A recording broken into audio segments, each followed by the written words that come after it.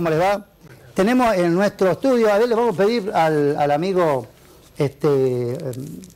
Centurión, para el videograf, el licenciado Mariano de Miguel. Encantado.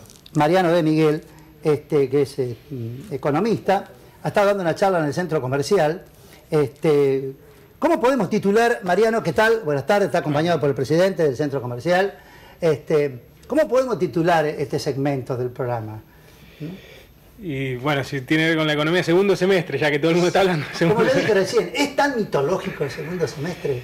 No, es una realidad. Lo que pasa es que se presenta más complicado de lo que se esperaba. Es una realidad de calendario, ya empezó. Sí, exacto, sí.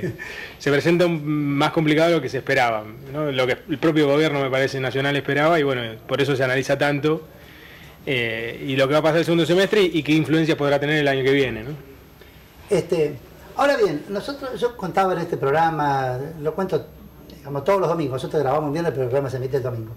Es más, la semana pasada tuvimos aquí un joven rafaelino, Maximiliano Tesio, que también es analista económico, y dice, no soy economista, soy analista. Es contador, pero es un chico que la tiene clara.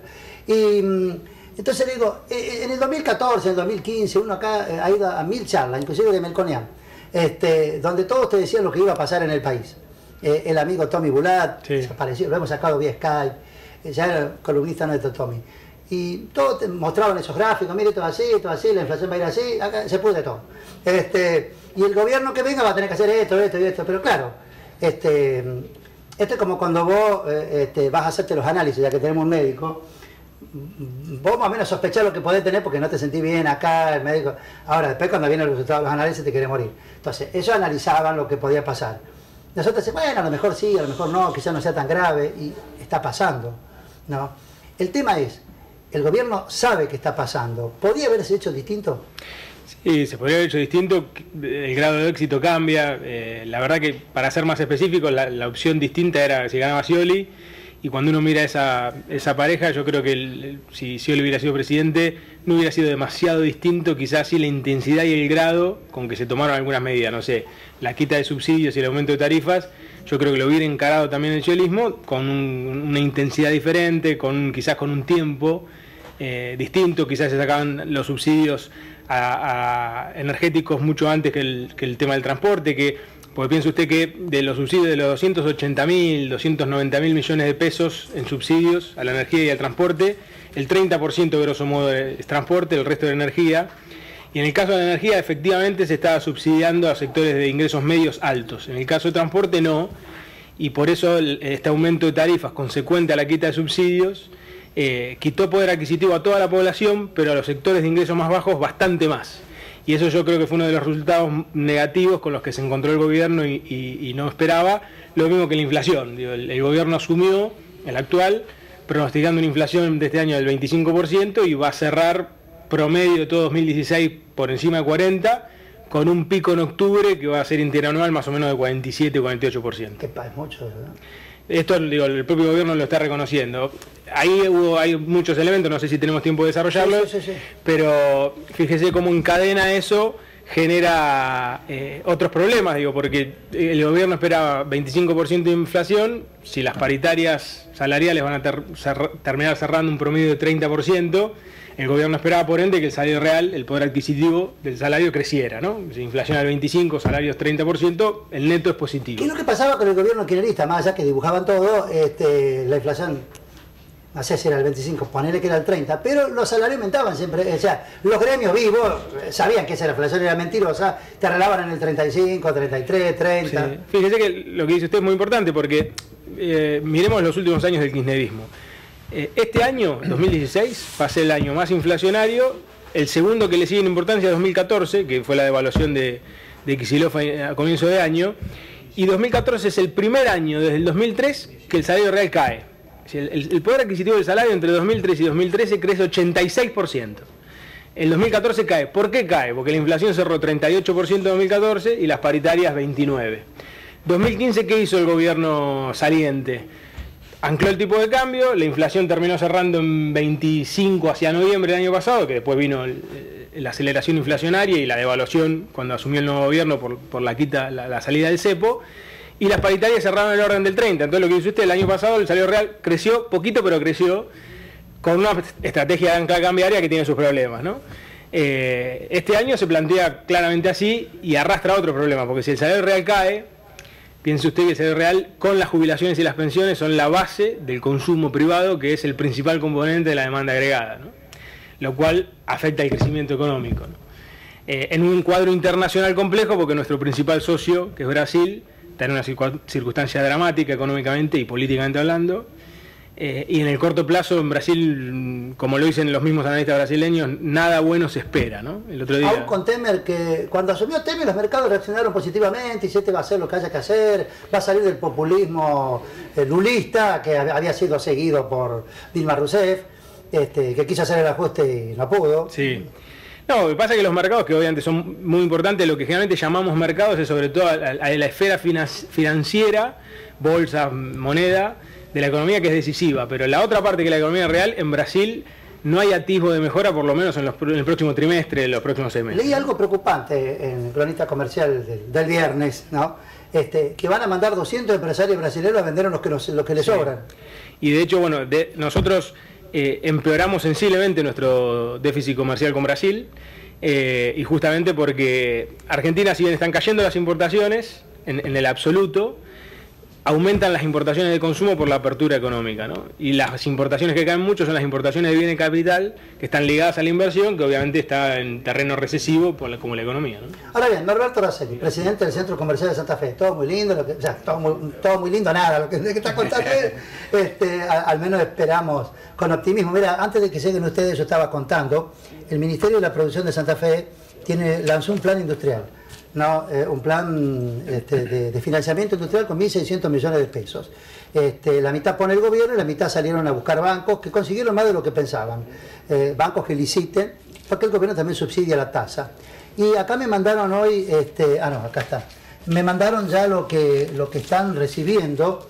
Y por ejemplo, el programa de inversión productiva, que son 600 millones de pesos para crédito al 13 y 14% anual a 4 años, destinado a empresas industriales, agroindustriales, ya tienen 400 proyectos presentados por 1.000 millones de pesos y tienen 30 proyectos presentados para parques industriales. Entonces yo decía, bueno, digamos, medio como una cosa de autodefensa, vamos a pensar que a Macri le va bien. Ojalá, sí, sí. Porque si no, acá nos tiramos la laguna Setúbal, no sé si con hacer puente colgante. No, le tiene que ir bien, ojalá. Y los industriales como que tienen esa expectativa. ¿Y ustedes, los comerciantes? No, yo puedo hablar de Santa Fe, ¿no es cierto? La parte macro se lo dejamos al licenciado, por supuesto, pero acá veníamos conversando recién precisamente ese tema.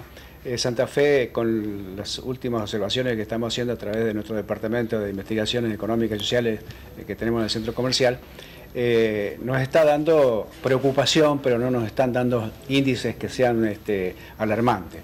Por ejemplo, en el observatorio que hicimos en el último relevamiento, que fue en abril, de locales desocupados con respecto a los 6 meses anteriores, hubo un 0,31% de más locales desocupados. Significa que podemos depreciar esa cifra y estamos prácticamente igual.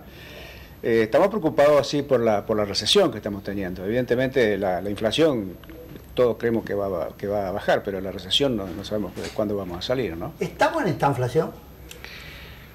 Eso técnicamente no, porque si bien ya llevamos una serie de meses en terreno recesivo y al mismo tiempo de aceleración inflacionaria, está por verse si lo que hubo es un salto de nivel de la inflación, pero después se estabiliza, como hay consenso que va a pasar hacia fin de año, o de alguna manera esa inflación vino ya para quedarse y tiene riesgo de seguir acelerándose.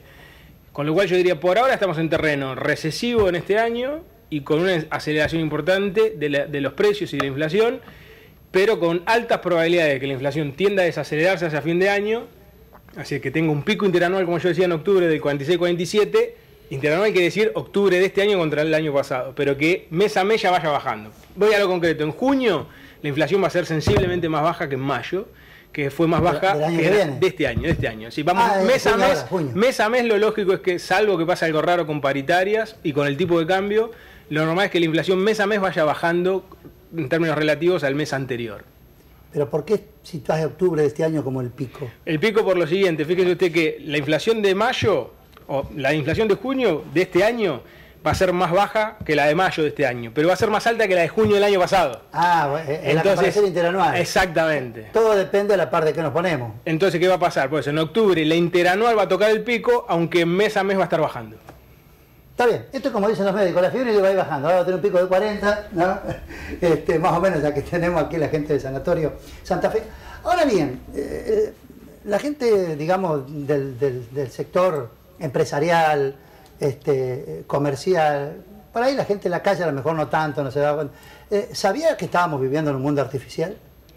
Y que algún día esto se iba a terminar con Macri, con Scioli, con Margarita Stolbizer, con Del Caño, ganar y quién ganar, que se iba a terminar, porque yo creo que el gobierno llegó, ¿viste? Cuando vos llegás con la nafta justa a la estación de servicio, me pasó el otro día que iba para el nochero, no encontraba estación de servicio, ya tenía una rayita, apareció una milagrosamente. Cristina llegó con la nafta justo, ¿o no? Sí, yo creo que había muchas cosas artificiales, otras creo que quizás no. La nafta justo en dólares sin duda, ¿no? Es decir, el gobierno anterior, la reserva del Banco Central la fue perdiendo con goteo, dejando el auto en boxes casi sin nada. De hecho, las reservas internacionales, el año pasado, cuando uno las descomponía y miraba las que realmente tenía el gobierno para usar, era casi cero. Ahí había cierta artificialidad. El gobierno anterior decía, tenemos 30.000 millones de dólares. No había 30.000 para poner en el mercado al día siguiente. Hay otras cosas que no eran artificiales. Por ejemplo, la tasa de desempleo.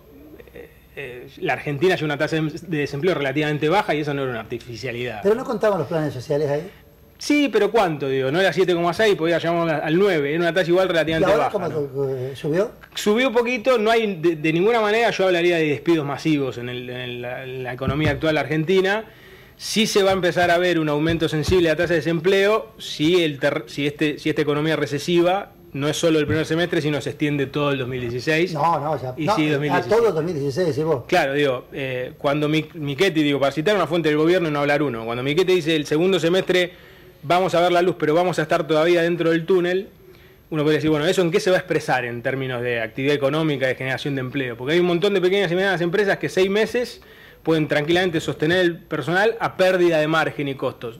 12 meses es otro panorama, ¿no? ¿Es así, Norberto?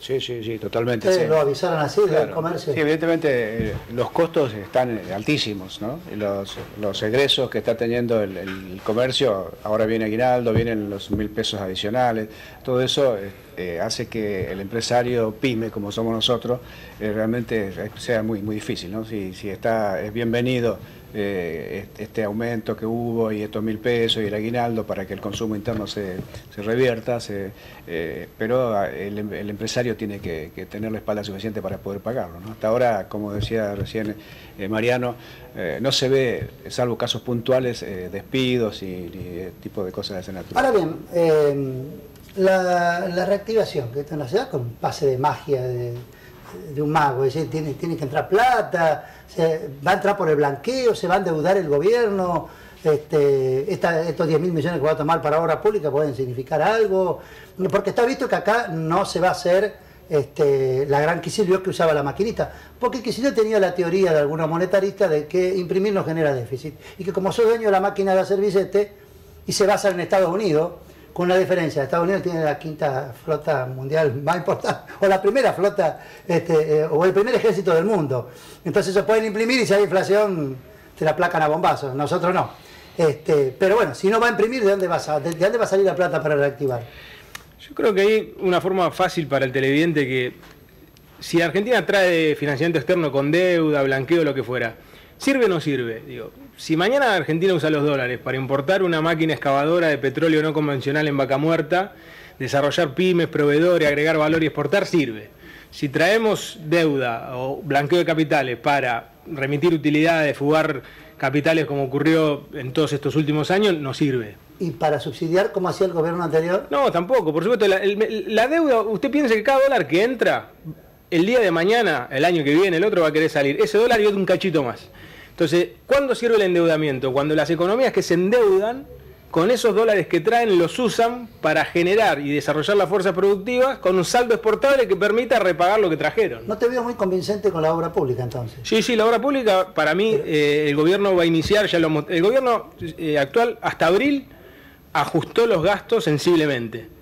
desde mayo y junio los empezó a acelerar, y el mismo presidente acaba de decir, o viene diciendo que va a haber un programa muy agresivo de obra pública, lo cual le va a hacer muy bien a la economía y va a contribuir a reactivarla. Pero el tema de la obra pública es qué estrategia hay detrás. Porque hacer obra pública es fácil, hacerla al servicio del desarrollo es más complicado. A eso voy. No sé, hacer una ruta que pueda facilitar, sacar la producción. Exactamente. O puentes, en fin. Si usted quiere saber si van a bajar, no, los combustibles no van a bajar, la luz no va a bajar, el gas no va a bajar, lo que está llegó para quedarse, no tiene por qué bajar, porque además dicen, confirmámelo, que con todos estos aumentos todavía queda como un 50-60% para cubrir los costos de generación de energía eléctrica. Sí, sí, bueno, de hecho, evidentemente uno de los problemas con los cuales el gobierno se encontró, y creo que lo reconocen por lo menos en privado, es que, por ejemplo, los aumentos de tarifa no solo tuvieron costo en el bolsillo de las personas y de la gente para después consumir y los trabajadores, sino que hay una segunda y tercera ronda que pega en comercios y en empresas que todavía no se terminó de manifestar, digo, ¿no? Y de eso hay mucho, pero bueno, también el gobierno tiene un argumento que tiene su razonabilidad, es que cuando hay que hacer tantas correcciones de precios relativos, dice el gobierno, y ajustes de la economía, hay costos que hay que pagar y hay que pagar. ¿Está haciendo una política de shock o gradual este gobierno? No, más de shock me parece a mí. Sí, ¿no? Más de shock, por lo menos hasta ahora. Yo creo que el segundo semestre va a ser más gradual en algunas cosas. Pero hacer gradual lo de las tarifas, en un momento la gente te iba a salir a la calle. Es como que, yo sigo poniendo ejemplos de medicina, está Ignacio, pero va al médico y dice, mire, le tenemos que cortar la pierna porque si no la gangrena va a terminar con usted.